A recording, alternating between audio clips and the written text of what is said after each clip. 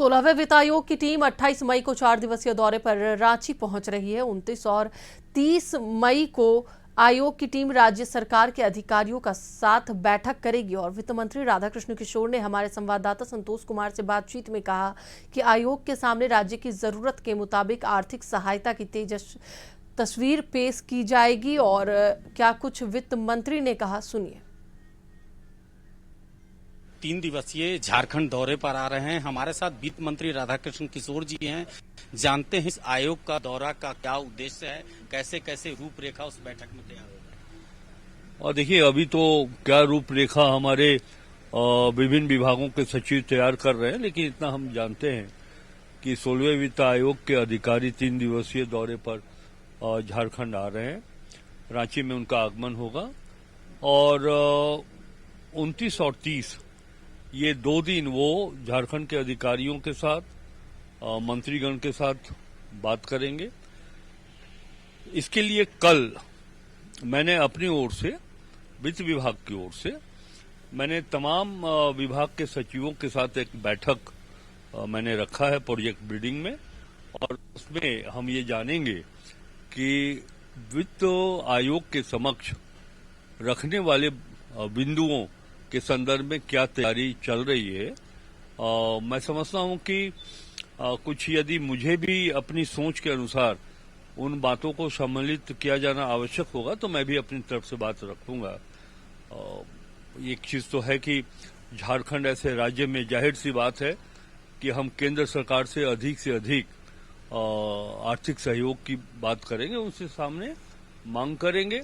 और यह भी है कि जो हमारा बकाया की राशि है भारत सरकार के पास, जल जीवन में पैसा नहीं है, उसके बाद फिर राष्ट्रीय विधवा पेंशन, दिव्यांग पेंशन, अभी तक ये राशि नहीं मिली है, मनरेगा की योजना में राशि नहीं मिली है, उग्रवाद समाप्त नहीं हुआ है। अगर ये लोग ये समझते हो कि उग्रवाद समाप्त हो चुका है तो ये गलतफहमी है।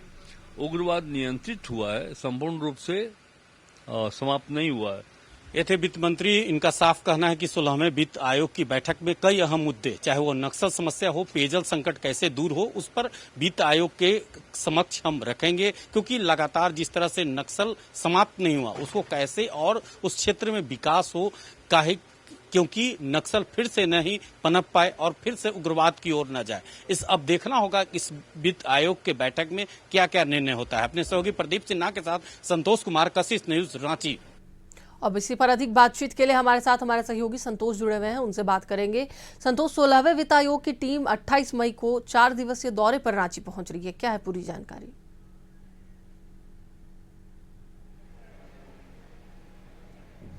देखिए, जिस तरह से वित्त मंत्री राधाकृष्ण किशोर ने कहा कि 16वें वित्त आयोग का 4 दिवसीय झारखंड दौरे पर, और उस सबसे अहम दौरा इसलिए माना जा रहा है कि यह बैठक खास करके झारखंड के लिए अहम है, क्योंकि उग्रवाद प्रभावित में कैसे विकास हो, जो समस्या पड़ा हुआ है, जो केंद्र के पास बकाया राशि है, उसको भी इस बैठक में रखा जाएगा। वित्त मंत्री ने जिस तरह से कहा कि चाहे वो पेयजल की संकट का स्थिति कैसे निपटा जाए, उसके लिए एक नीति जो वित्त आयोग के जो टीम आ रहा है उस पर हम लोग बात करेंगे।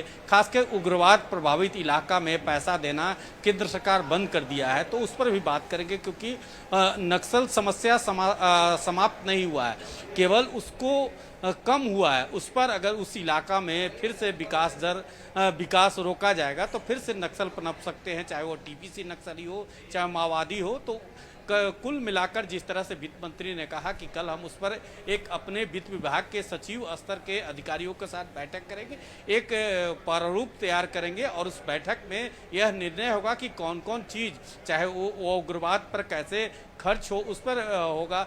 खास करके कैसे सूखे से निपटने के लिए, पेयजल संकट झारखंड में ना हो, उससे निपटने के लिए इस जो वित्त आयोग की टीम 4 दिवसीय झारखंड पे दौरे पर आ रही है, उसमें सबसे अहम बात है किसी एक इलाका, चाहे नक्सल प्रभावित इलाका हो, जो सुखाड़ हमेशा, चाहे पलामू की बात करें, जो गढ़वा की बात करें, उस इलाका के जो इलाके में जो वित्त आयोग की टीम है उस पर दौरा करेगी। खास करके वित्त मंत्री ने कहा कि नक्सल पर कैसे हम लगाम लगा पाए हैं, उसके लिए फिर से अगर केंद्र सरकार राशि रोकती है तो फिर से उस इलाके में नक्सल पनप सकते हैं। तो कई मुद्दे पर यह अहम बैठक रहेगा वित्त आयोग के टीम के द्वारा, और इस बैठक में क्या क्या निर्णय होता है बैठक होने के बाद ही पता चल पाएगा। जी चलिए, बिल्कुल, बहुत बहुत धन्यवाद संतोष पूरी जानकारी के लिए। तो एक बार फिर से हम आपको बता दें कि 16वें वित्त आयोग की बैठक के लिए 4 दिवसीय दौरे पर वित्त आयोग की टीम पहुंच रही है रांची।